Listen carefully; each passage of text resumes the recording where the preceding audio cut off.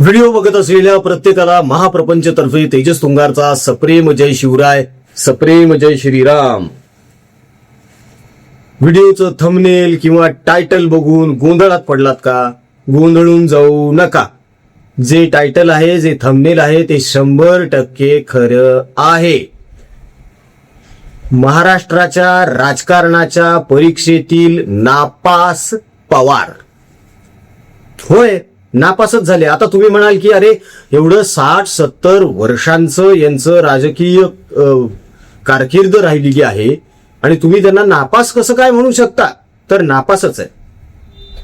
आपल्याच गुरुच्या पाठीत खंजीर खुपसून यांनी खुर्ची संपादन केली मुख्यमंत्री पदाची आणि तिथून पुढे असाच घातकीपणा यांनी महाराष्ट्रामध्ये सुरूच ठेवला. या व्यतिरिक्त महाराष्ट्रामध्ये जातीवाद कसा फोफावेल याकडेच यांनी जास्तीत जास्त लक्ष दिलं. आपल्या महापुरुषांना कमी लेखत म्हणजेच आपल्या आराध्याला कमी लेखलेलं यांनी. छत्रपती शिवाजी महाराज यांना जाणता राजा म्हणण्याची गरज नाही, हे विधान आहे यांचं. इथून पुढे पुणेरी पगडी नको, फुलेंची पगडी वापरूया, हे यांचं विधान आहे. निवडणुका आल्या तरच हे फक्त एखाद दुसऱ्या मंदिरामध्ये दिसतात, नाहीतर एरवी हे सतत इफ्तार पार्ट्या झोडत असतात. तिथे तर हिरिरीने जातात. दगडूशेठ हलवाईच्या बाजूच्या एका कार्यालयामध्ये कार्यक्रम होता काहीतरी. बाहेर पडल्यानंतर लोक बोलले की अहो घ्या दर्शन. म्हणे नाही नाही, मटण खाल्ले, जाणार नाही म्हणे तिकडे मी. आपल्याला माहित होतं ना कार्यक्रम स्थळ कुठं आहे, मग थोडा आवड घालायचा ना स्वतःवर. पण नाही. पुढे 92ची गोष्ट आहे मित्रांनो. 5 टर्मचे एक आमदार होते, ज्यांचं नाव दादाराव जाधव. या दादाराव जाधव हे बारामतीचेच, बारामतीतूनच निवडून यायचे. यांच्या विरोधात प्रचार करत असताना शरद पवार काय बोलले होते? बैल म्हातारा झाला की त्याला बाजार दाखवायचा असतो. पवारांचं आज वय काय? 84-85 तर क्रॉस केलंच आहे ना. तरीही पवार म्हणतात की मी म्हातारा झालेलो नाही, अजून तुम्ही माझं पाहिलंच काय? अहो काय पाहायचं अजून? तुम्ही बोललेले 4 शब्द सुद्धा कानावर व्यवस्थित पडत नाहीयेत, ऐकू येत नाही व्यवस्थित. तुम्ही काय बोलत आहात ते कळत नाहीये. तुम्हाला चालायला 2 माणसं लागतात. राज्यसभेची खासदारकीची शपथ घेताना तुम्ही जो कागद वाचत होता तो तुम्हाला धड वाचताही येत नव्हता. तुमची ती अवस्था बघून अनेकांना हळहळ व्यक्त करावी वाटलीये की अरे रे, खुर्चीसाठी काय रे ही मरमर आणि काय रे ही धडपड देवा, काय हा अट्टहास. आता हे राजकारणात कसे नापास झालेत बघा. यांना कधीही यांच्या खासदारांची संख्या 2 आकड्यांपर्यंत नेता आली नाही आणि यांना यांच्या आमदारांची संख्या कधीही 3 आकड्यांपर्यंत नेता आलेली नाही, जे की देवाभाऊंनी करून दाखवलेलं आहे. आणि एकदा नाही 3दा करून दाखवलंय. कदाचित याचाच जास्त राग पवारांच्या मनात फडणवीसांच्या बद्दल असावा. पंतप्रधान व्हायचं होतं, मात्र पंतप्रधान होऊ शकले नाहीत. आयुष्यभरासाठी भावी पंतप्रधानच राहिले. त्याचप्रमाणे आता त्यांना महत्वाकांक्षा अशी होती की त्यांच्या कन्या तरी किमान महाराष्ट्राच्या उपमुख्यमंत्री किंवा मुख्यमंत्री बनतील. पण त्या सुद्धा आपल्या पित्याप्रमाणेच भावीच राहतात की काय, याचं दुःखही आता कदाचित पवार साहेबांना वाटत असावं. आणि हे त्यांच्या चर्येवरून, त्यांच्या एकंदर आजकालच्या वागण्यावरून, बोलण्यावरून जाणवायला लागलेलं आहे. यामध्ये आश्चर्य व्यक्त करण्यासारखं काहीच नाहीये. त्याचं कारण असं आहे की पवार साहेबांनी आजपर्यंत कधीच बेरजेचं राजकारण केलेलं नाहीये. यांनी सतत वजाबाकीचंच आणि विश्वासघाताचंच राजकारण केलेलं आहे. शरद पवार यांची राजकारणातली सगळ्यात मोठी विश्वासार्हता ही आहे की त्यांच्यावर कोणीही विश्वास ठेवू नये. कमाल आहे की नाही? ही किती मोठी अचिव्हमेंट आहे त्यांची राजकारणातली.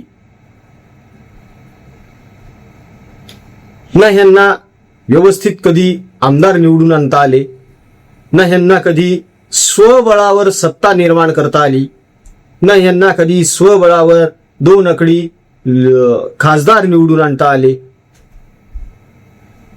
हे संरक्षण मंत्री होते देशाचे, ठीक आहे, चंडीगडला होते. चंडीगडमध्ये यांनी प्रॉपर 2-3 जॅकेट्स घातले, ग्लोव्स, सगळं कव्हर्ड अप केलं, शूज, मोठे मोठे शूज जे ग्लेशियरमध्ये चालायला सोपे पडतात, चॉपर घेतलं आणि काश्मीर मधल्या एका उंचीवर गेले, एका टेकडीवर. तर तिथले जे कॅप्टन होते, जे जवान होते, त्यांनी विनंती केली संरक्षण मंत्र्यांकडे, म्हणजे पवार साहेबांकडे, की पवार साहेब खूप थंडी हो, खूप थंडी आहे, किमान आम्हाला जॅकेटची तरी व्यवस्था करून द्या.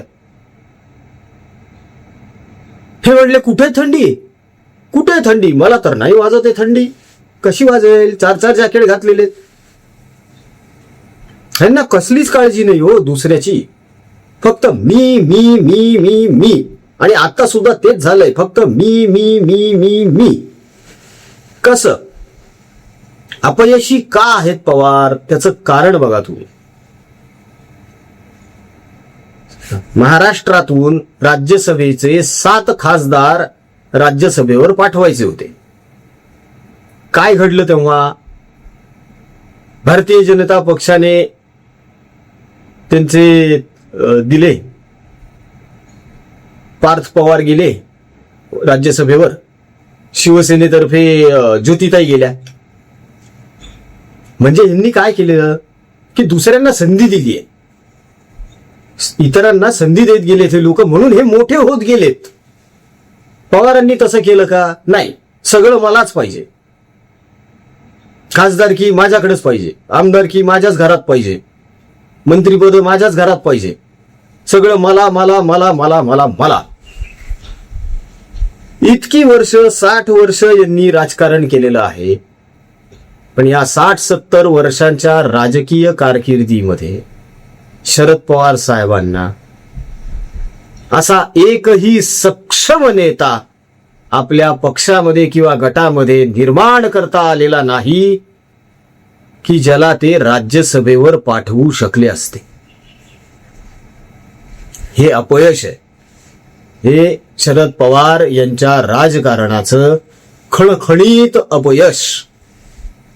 यापेक्षा मोठा पुरावा आणखी काय द्यावा पवारांच्या अपयशाचा? जर यांच्याकडे तितका सक्षम उमेदवार असता किंवा नेता असता, कार्यकर्ता जरी असता एखादा, त्याला पाठवायचं असतं. म्हणजे यांचा कोणावरच विश्वास नाहीये, यांच्याकडे कोणीही सक्षम नाहीये. ना यांच्याकडे जयंत पाटील सक्षम आहे, ना जितेंद्र आव्हाड, ना इतर जे आता शशिकांत शिंदे वगैरे जे काही उरलेले सुरलेले आहेत ते पण बेभरोशाचे झालेले आहेत. असंच कदाचित पवार साहेबांना वाटत असावं, किंवा यांच्यात ती कॅपॅसिटी नाहीये, कॅपेबिलिटी नाहीये, याची जाणीव पवार साहेबांना असावी. पण मग याची जर जाणीव आहे तर मग हे शल्य सुद्धा बोचायला पाहिजे ना, की आपण 60-70 वर्ष राजकारण करत आलेलो आहोत, मात्र आपण आपल्या पुढच्या जनरेशनला घडवू शकलेलो नाही, त्यांना सक्षम करू शकलेलो नाही, त्यांना ताकद देऊ शकलेलो नाही, त्यांना बळकट करू शकलेलो नाही. अरे तेच काम अजितदादा करून गेले ना. 3.5 वर्ष अजितदादांना फ्री हँड मिळाला होता राजकारणामध्ये. त्या 3.5 वर्षांमध्ये अजितदादा पॉवर देऊन गेलेत बऱ्याच जणांना. पुढे आणलंय अजितदादांनी अनेक जणांना. यांनी कोणाला आणलं पुढे? फक्त स्वतःला आणि लेकीला आणि रोहित पवारला, बस. म्हणजे मी आणि माझं कुटुंब, हे उद्धव ठाकरे जे म्हणतात ना, माझे कुटुंब माझी जबाबदारी, ते तंतोतंत शरद पवार साहेब पाळतात. हेच यातून निदर्शनास येतं. म्हणून आम्ही या व्हिडिओचं टायटल दिलं मित्रांनो, की महाराष्ट्राच्या राजकारणातले परीक्षेत नापास झालेले पवार. बाकी या बाबतीत आणखी आपलं काय मत आहे आपण कमेंटमध्ये निश्चितच मांडू शकता मित्रांनो. आमचा कमेंट बॉक्स तुमच्या प्रतिक्रियांसाठी नेहमीच आतुर असतो, तेव्हा पटापट कमेंट्स करायला सुरुवात करा. जाता जाता छोटी एक विनंती आहे. गेल्या ओल्या दुष्काळामध्ये आपण आपल्या हिंदू शेतकरी बांधव, माता बंधू भगिनी यांची सेवा केली, त्यांच्यापर्यंत जिन्नस पुरवलं, अन्नधान्य, त्यांचं घर बांधून देण्याचं काम केलेलं आहे. कॅन्सरग्रस्त रुग्ण यांचे औषध उपचार, त्यांच्या नातेवाईकांच्या जेवणाची सोय केलेली आहे, विद्यार्थ्यांच्या शिक्षणाची सोय केलेली आहे. आता कोरडा दुष्काळ पडलाय, भीषण परिस्थिती आहे, काम मोठ्या प्रमाणावर करावं लागणार आहे. म्हणून वारंवार विनंती आहे, एकट्याच्यानं हे शक्य नाहीये मित्रांनो. आपलं सहकार्य आणि पाठिंबा अत्यंत गरजेचा आहे आणि तो अपेक्षित देखील आहे. आजपर्यंत जशी साथ दिली तशीच साथ देत राहा. ईश्वराचं नाव घ्या, प्रभू परमेश्वराचं नाव घ्या, श्रीरामाचं नाव घ्या आणि या रामाच्या नावानं सुरू केलेल्या संकल्प सेवेमध्ये सहभागी व्हा. आपल्या इच्छेनुसार, मर्जीनुसार आपल्याला जे काही योगदान, सहकार्य करता येऊ शकतं ते दिल्या गेलेल्या जीपे, फोनपे क्रमांकावर अवश्य करा. ट्रान्झॅक्शनचा स्क्रीनशॉट काढून व्हॉट्सअपवर नक्की टाका, म्हणजे त्याचा आपल्याला एक ट्रॅक रेकॉर्ड ठेवता येईल, त्याची डिजिटल पावती बनवून ती वेळप्रसंगी तुम्हाला सादर करता येईल. तेव्हा मित्रांनो, एक रुपया अनेकांसाठी लाख मोलाचा ठरू शकतो, याची जाणीव मनामध्ये ठेवून माणुसकीच्या नात्याने पुढे या, एवढीच विनंती आणि कळकळीचं आवाहन. व्हिडिओ आवडला असेल तर आपल्या मित्रपरिवारामध्ये, नातेवाईकांमध्ये नक्कीच शेअर करा, व्हिडिओला लाईक करा, महाप्रपंच या यूट्यूब चॅनलला सबस्क्राईब करा. जय हिंद, जय महाराष्ट्र, वंदे मातरम, जय शिवराय, जय शंभूराजे, जय भवानी, जय जगदंब, भारत माता की जय, जय श्रीराम.